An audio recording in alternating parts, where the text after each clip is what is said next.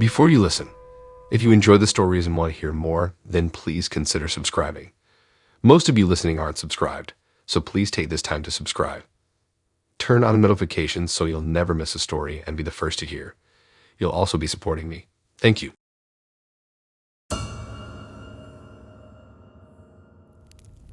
I had only been on Tinder for a few weeks when I matched with Tim. His profile seemed normal, 28 years old, worked as an accountant, and liked sports. After some friendly chatting, he asked me out on a proper dinner date downtown. At first I hesitated, as I tend to be cautious about meeting men from dating apps. But Tim assured me that if I felt uncomfortable at any point, he would drive me straight home, no questions asked. So I agreed to meet that Saturday evening. The day arrived and I spent far too long getting ready, as one does for a first date. I had chosen a classy but conservative wrap dress and styled my hair in loose curls. Tim arrived right on time to pick me up, pulling up in a nondescript gray sedan. During the drive, he made pleasant small talk, asking about my job, family, interests, and other innocuous topics. He seemed a little awkward, but overall perfectly friendly. I began thinking maybe I had misjudged him based on stigma around meeting people online. We arrived at Casablanca, a cozy Italian restaurant downtown. Tim had made reservations and requested a quiet table tucked away in the back corner. As the evening progressed, his compliments bordered on excessive, frequently remarking how beautiful I looked. But he didn't say anything overly inappropriate, so I let it go. Throughout dinner, Tim maintained steady conversation, asking about my childhood, past relationships, and other personal topics. It felt oddly like a job interview mixed with first date questions. I kept my responses light, not ready to get into emotional territory with a stranger. After dessert, Tim paid the expensive bill and helped me with my coat, continuing his overly effusive compliments on my looks as we headed out. Feeling a bit like a trophy on display, I was ready to be home and out of the spotlight. Tim drove me home, making pleasant small talk the whole way, hinting about a potential second date. I gave a non-committal "we'll see" reply, still unsure if I wanted to continue seeing him. When we arrived at my home, things took a turn. As I fumbled to unlock my door, Tim point-blank asked if he could come inside to continue the night, clearly implying he wanted more physical intimacy. This had likely been his hope all along. I politely but firmly told him no, that I wasn't ready for that step on a first date with someone I barely knew. I expected him to accept this graciously, having promised he would simply drive me home if I wanted. Instead, his entire demeanor changed in an instant. The polite, shy guy I had dinner with disappeared, replaced with a threatening presence looming over me. Tim demanded that I let him inside, saying no woman had ever denied him before. My heart pounded as I stood my ground, insisting despite his intimidating stance that he needed to leave immediately. We went back and forth, his requests turning into threats, while I repeated calmly but firmly that he needed to leave now.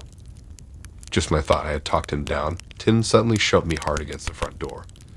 Before I could react, he turned the key still in my hand, forced his way inside, and locked the door behind us. I was absolutely terrified now, trapped alone with this angry stranger in my own home. Adrenaline kicked in and I sprinted to the bathroom while Tim loudly pursued close behind. I managed to lock the door and shove my full weight against it just as Tim arrived raging outside. He pounded aggressively, screaming obscenities interlaced with threats as he tried forcing the door open. Crying, I called 911, whispering that I had let a Tinder date into my home and now he was refusing to leave. The operator assured help was on the way and said to stay locked in no matter what. I huddled trembling in the tub, listening to Tim destroying my home while awaiting police. Finally, flashing lights appeared outside as cruisers arrived on scene. An officer shouted commands for Tim to exit or be arrested. I heard his heavy footsteps stomp toward the front door, and the house fell silent. After a torturous wait, not knowing if he had actually left, I finally emerged cautiously from the bathroom, clutching a heavy candlestick for defense. I found my home empty but utterly destroyed, broken lamps, overturned furniture, shattered glass everywhere. But Tim was gone, having just barely slipped away in time. 2 officers took my statement as I recounted the horrific encounter. They said these situations rarely ended well, and I was lucky to have such quick reflexes to lock myself away from him. They promised to launch a full manhunt, saying men like Tim never stayed free for long after such brazenly aggressive behavior. I nodded, wanting to believe this nightmare was over. In the coming weeks, I hardly slept, imagining I heard Tim trying to break in or stalking me outside. I jumped at every creak, hearing his phantom footsteps. Irrational, I knew, but I couldn't shake the creeping unease plaguing me. Nearly 3 agonizing weeks later, I was home alone after forcing myself to go grocery shopping when I got an unexpected late-night call from the police. I had finally tracked down Tim after a dangerous high-speed chase outside a neighboring town. To my horror, I learned he was a recently released convict with a long, violent criminal history of assault, abuse, and stalking allegations. Tim had been using Tinder to find and lure unsuspecting young women to satisfy his profoundly sick fantasies. If not for my quick reflexes that night, I likely would have become his next victim in a pattern of escalating violence. This chilling realization left me reeling. The police reinforced how lucky I was to have escaped relatively unharmed. In the coming months, I withdrew from society, hardly leaving home unless absolutely necessary. I attended self-defense classes, installed an alarm system, requested daily police drive-bys to check my place. But nothing erased the lingering trauma of coming face to face with that level of evil. I still freeze hearing a knock at the door after dark, flooded with flashbacks of that night, feeling phantom hands forcing their way past my defenses, violating my inner sanctum. That primal invasion of my home shook me to my core. My warm, safe little world now felt tainted, filled with monsters hiding behind friendly masks and polite smiles. I had come face to face with the horrific reality that trusting the wrong person could turn your whole life completely upside down in an instant. After the ordeal, I deleted all my dating apps permanently, unwilling to take such an enormous risk again. I know staying alone isn't the ultimate answer, but I needed time to heal without fear around every corner. So once, I had matched on Tinder with a girl, let's call her person X because I'm certain she didn't tell me her real name, who seemed cool. We were into the same obscure bands, cult horror films, and offbeat comedy shows. After chatting for over a week, we finally made plans to grab dinner and see a movie downtown for our first date. I arrived at the restaurant and immediately recognized person X from her photos. She gave me a quick hug, then we were promptly seated by the hostess. As we browsed the menus, the conversation flowed easily. Person X was witty with a bit of a dark, sarcastic sense of humor that I really vibed with. We discovered we had both recently moved to the city for work and didn't know many other people in town yet. Person X told me all about how she loathed her mundane office job and had to deal with an overbearing boss who didn't respect her. I found her candidness and openness very refreshing. She seemed charming, smart, and easy to talk to. After we finished eating, we walked together to the old movie theater right down the block to catch a late showing of a new indie horror film. It felt like the perfect activity given our mutual macabre sensibilities. We stopped at the concession stand and I offered to buy us a tub of popcorn to share. We continued chatting comfortably as we found seats and waited for the movie previews to start. About 30 minutes into the film, I started feeling really strange. An intense wave of dizziness, nausea, and mental fog hit me out of nowhere. I shifted around in my seat trying to focus on the screen, assuming I just had indigestion or something didn't agree with me. But the disturbing feeling rapidly intensified. The theater began spinning and tilting around me. My limbs felt heavy and detached. My responses grew sluggish and blurred. I leaned over to tell person X that I wasn't feeling well at all and may need some fresh air or to step out.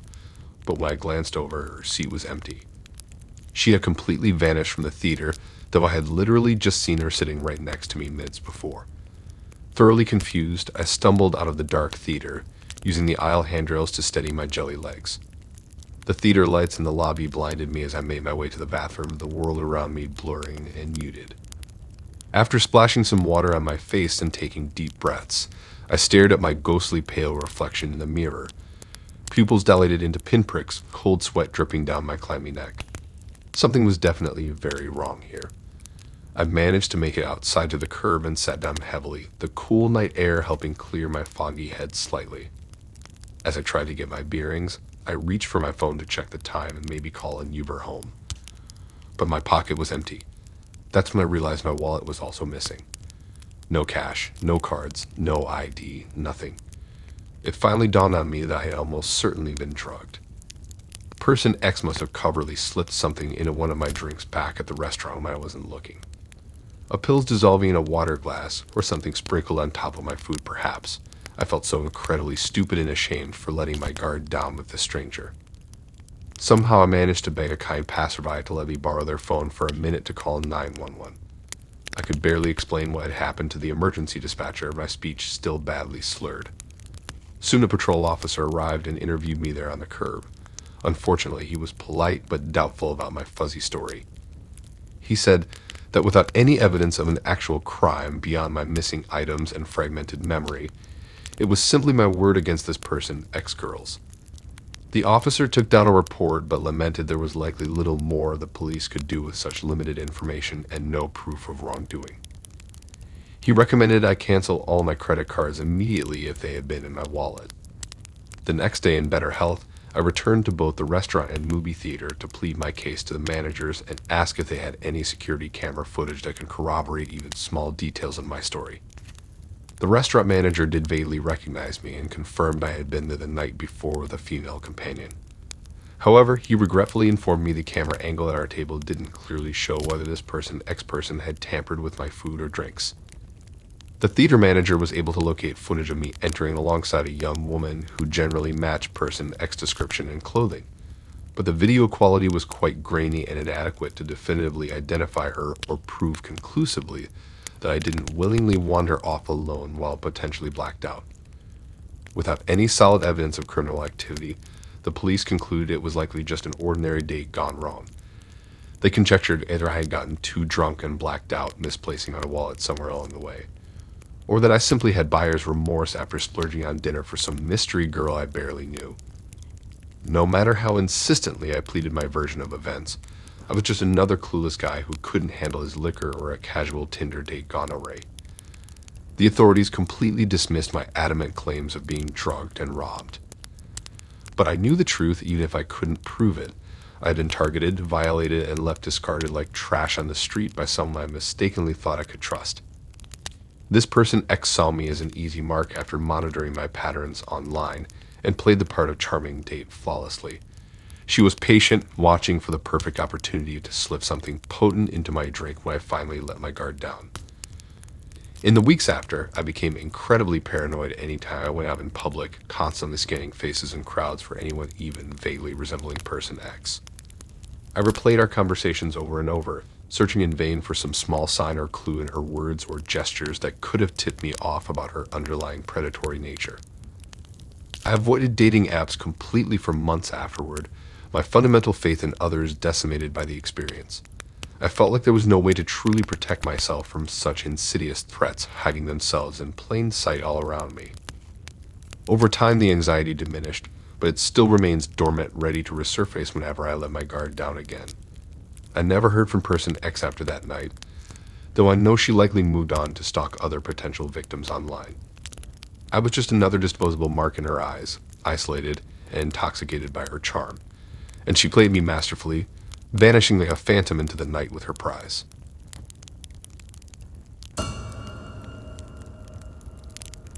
I had matched on Tinder with a sweet girl named Stacy after countless hours swiping. She worked at the local animal shelter, loved action movies, and seemed genuinely energetic and kind during all our messaging back and forth. We made plans for a traditional outdoor picnic lunch date that upcoming Saturday at a sprawling local park. I offered to handle all the food and supplies for our first date. The morning of, I did a big grocery run to prepare, grabbing an assortment of sandwiches and pasta salads from the deli, fresh juicy fruit, chocolate-covered strawberries for dessert, and a nice bottle of chilled white wine. I also clipped some vibrant wildflowers that were blooming around my apartment building to create a little bouquet. I arrived early at the park to scope out the perfect spot, finally settling in a peaceful area under a towering oak tree set back from the main trails. I laid out my largest picnic blanket on the soft grass. Then I carefully unpacked the supplies from my overstuffed basket: plates, utensils, wine glasses, candles, even a small portable speaker for music. I artfully arranged all the food and drinks, wanting everything to look just right for when my date arrived. Right on time, I received a text that Stacy had just parked and was on her way over. A few minutes later, I saw her walking up in the distance, waving excitedly when she spotted me sitting on a blanket. Stacy positively glowed in a yellow sundress that perfectly complemented the spring scenery around us. I greeted her with a hug and complimented how lovely she looked. We settled onto the blanket and I poured us both some crisp white wine. Stacy beamed as we clinked plastic cups for a cheers. Conversation flowed easily right off the bat as we discovered we had both recently relocated to the area for work opportunities. Stacy told me all about life in her small Midwest hometown, her tight-knit family of 3 sisters and parents, and her dreams of opening up a non-profit animal rescue someday. I was really captivated listening to her talk so passionately. After we finished eating, we laid back on the blanket to cloud gaze and chat more about our childhood's favorite books, movies, bands, and travels. Stacy delighted in pointing out the animal shapes she spotted in the puffy clouds above us. Cats, bears, even a dragon at one point. Her bubbly laughter was infectious. About an hour into our date, the wind suddenly shifted. I heard angry footsteps rapidly approaching across the grass. Then Liz, who was my ex, voice rang out, demanding to know why I was already dating again so soon after our difficult breakup. Apparently she had tracked my phone's location to the park, then spied on us from a distance, fuming. Liz began loudly hurling cruel insults at sweet Stacy, who sat stunned, sandwich frozen halfway to her gaping mouth. Before I could intervene, Liz got physical, grabbing a fistful of Stacy's long hair as she called her horrible names. Stacy let out a cry of pain, then quickly scrambled to her feet and sprinted away barefoot, yelling that she was getting an Uber home immediately. Mortified doesn't begin to describe how I felt sitting there numbly among the ruined picnic remnants as Liz continued her crazed ranting at me.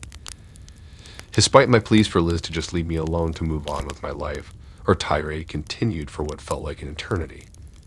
Eventually, she stomped off in a blur of dramatic arm waving and incoherent muttering, leaving me to slowly pack up the remains of food and supplies alone.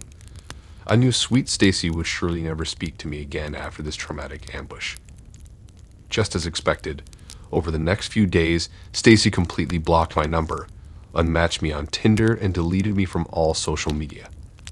She had looked so panicked sprinting barefoot from the area that day, I knew she must have been totally terrified by Liz's unhinged behavior.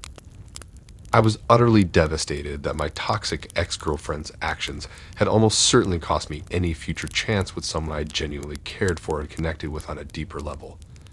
Liz's twisted jealousy at seeing me happily move on from our dysfunctional relationship had now ruined me twice over.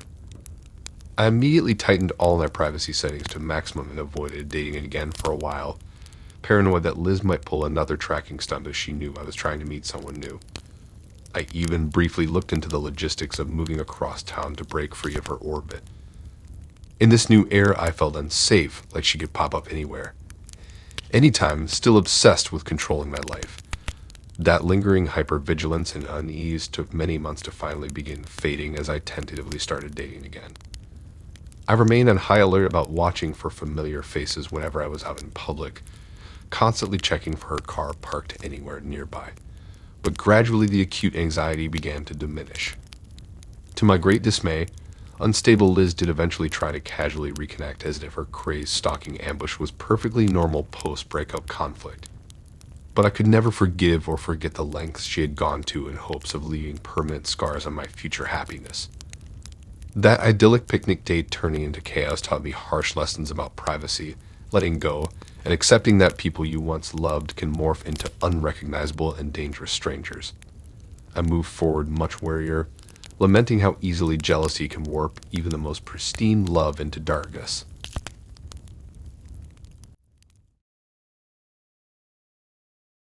Thanks for listening in.